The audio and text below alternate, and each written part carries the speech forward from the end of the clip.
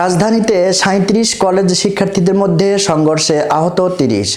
ব্যাপক ভাঙচুর। রাজধানীর পুরান ঢাকার কবি নজরুল ও সোহরাওয়ার্দী কলেজের শিক্ষার্থীদের সঙ্গে ঢাকা কলেজ, নটরডেম কলেজ সহ ৩৫টি কলেজের শিক্ষার্থীদের ধাওয়া পাল্টা ধাওয়ার ঘটনা ঘটেছে।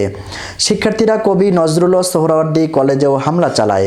এতে অন্তত ৩০ জন আহত হয়েছেন। রবিবার দুপুরে যাত্রাবাড়ী ডক্টর মাহবুবুর রহমান মোল্লা কলেজের ডিএমআরসি শিক্ষার্থীরা প্রথমে সোহরাওয়ার্দী কলেজে হামলা চালিয়েছে বলে জানা গেছে।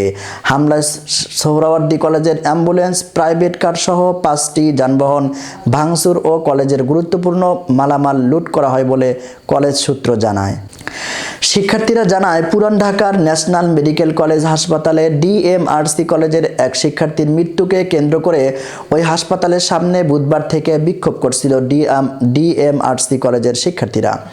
কিন্তু কবি নজরুল ও সোহরাওয়ার্দী কলেজের শিক্ষার্থীদের একটি অংশ বিক্ষোভরত শিক্ষার্থীদের উপর অতর্কিতভাবে হামলা করে।